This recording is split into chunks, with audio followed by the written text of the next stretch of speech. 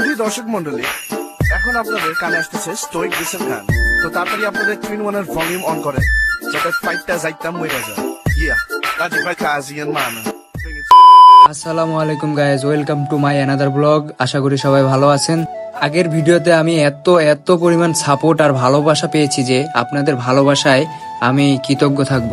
তো আজকে আমরা চলে এসেছি শীতকালীন মেলায়, আর এই মেলায় আকর্ষণীয় জিনিস হচ্ছে নৌকা। আমরাও দেরি না করে সোজা চলে গেলাম নৌকার কাছে।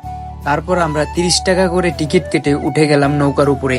এর আগে আমি একবার নৌকায় উঠেছিলাম, আজকে নিয়ে দ্বিতীয়বার। আসলে আমার নৌকায় উঠতে ভয় লাগে, বন্ধুদের জোরাজোরিতে উঠতে বাধ্য হয়েছি। নৌকা চালু হওয়ার পর ভয়ে আমি করে উঠলাম। আমার যেমন আমার পুরা মাথাটা গোলা হয়ে গেল, চোখ মুখে আমি কিছু দেখি না।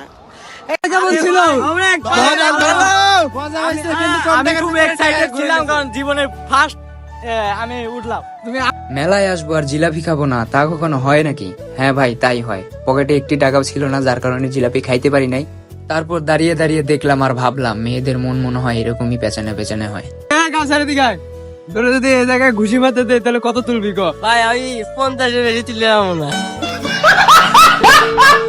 তুমি কত তুলবা? 99। তারপর আমি বাহাবলীর মতো 6 প্যাক বডি নিয়ে চলে গেলাম বক্সিং পাঞ্চ মেশিনে নিজের শক্তি পরীক্ষা করার জন্য। আমার লাভ লস নেই, আমার লাইফটাই লস।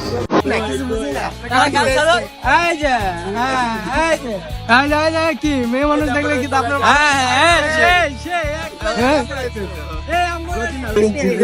আমার পছন্দ হয়েছে, আমার গার্লফ্রেন্ডের জন্য একটা গ্লাস কিনে দিতে হবে। আগে গার্লফ্রেন্ড বানালো, তারপর গজব বেজতি। পাশে তাকিয়ে দেখি বন্ধু রাকিব এসে দাঁড়িয়ে আছে। আসলে বন্ধু রাকিবকে ছাড়া আমাদের আড্ডা জমে না। তারপর আমরা একসাথে আড্ডা দিলাম। রাকিবের সাথে আড্ডা দেওয়ার আসলে মজাই আলাদা। তো আজকে এই পর্যন্তই। যদি ভিডিওটি ভালো লাগে থাকে অবশ্যই কমেন্ট করে জানাবেন। দেখা হচ্ছে অন্য কোনো ভিডিওতে, অন্য কোনো জায়গায়।